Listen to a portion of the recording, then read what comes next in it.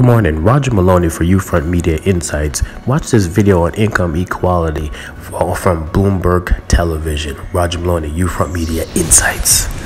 In stores this week. Take a listen.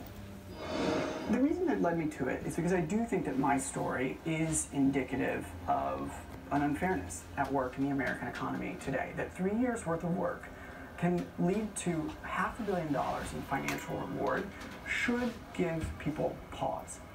Particularly in a moment when median wages haven't budged in 40 years, and we haven't created full-time jobs in a decade. We create these part-time, contingent, flexible jobs.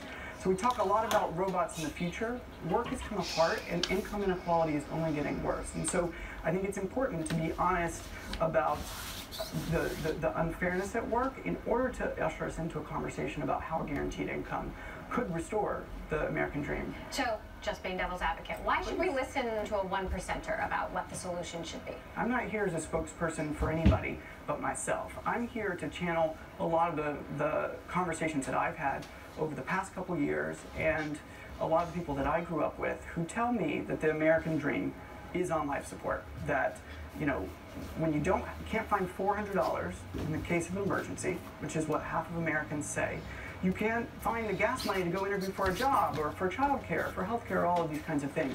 So we know from the stats that our economy is fundamentally unfair, and I think a lot of us on the left and the right are casting about, well, what can we actually do about it to change it? And that's where I think the guaranteed income comes in as a powerful tool to address it. As you came into wealth, how did that shape your ideas around inequality? Did you have your own sort of personal transition? Yeah, well, I mean, I think particularly in my case, where we started Facebook, and Facebook over the course of nearly a decade grew and grew and grew, and I saw my own financial holdings grow and grow and grow for the first years as I was working there. But for several years after, I wasn't at the company. I was working on different projects, I was working for President Obama, I was doing a lot of different things, and yet the wealth just kept growing. And so it gave me pause and made me say, well, what is the source of this wealth? Is it the actions that we're taking, or is it also major economic forces that are happening behind the scenes? And so in a very personal way, after Facebook's IPO, my husband and I decided to give away the vast majority of this money because it feels like it's the only way to address the unfairness that's work that's created in the first place. Tell me about the discussion. I mean, when you are fortunate and you come into this kind of wealth, you think about where did this come from, why did I get it, and what do I owe to other people? And particularly growing up where I did with my family, my husband did with his family, there's a sense that you should always be thinking about what we owe one another. Silicon Valley has created so many powerful tools and an incredible amount of wealth. And some would say it has also come with a sense of entitlement for some of the richest people. Do you think Silicon Valley is too arrogant these days? I do think that there is a sense, particularly amongst people who have made a lot of money a lot of the time, and I'm not speaking just about Silicon Valley, but just in general, that it's all because of one's own actions.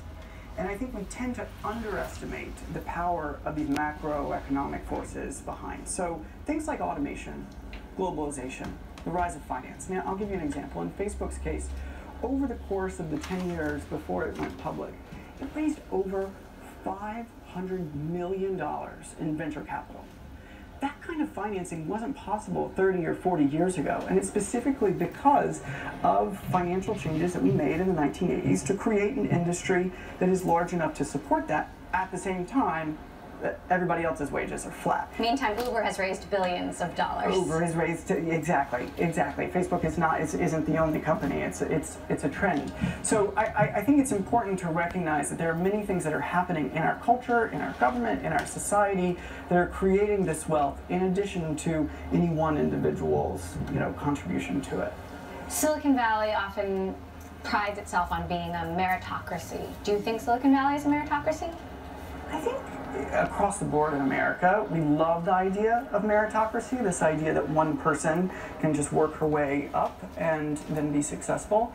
You know, Mark Zuckerberg is the first, he said it in a speech at Harvard last spring, to recognize that the fact that he was able to learn how to code, to teach himself how to code in high school, because his parents had jobs, was an incredible quote-unquote lucky break that made it possible for him to be at Harvard and for us to create Facebook collectively. So I think that it's a complex interplay between the role of luck and the role of work, and we need to be more honest that all of these successes are a combination of both.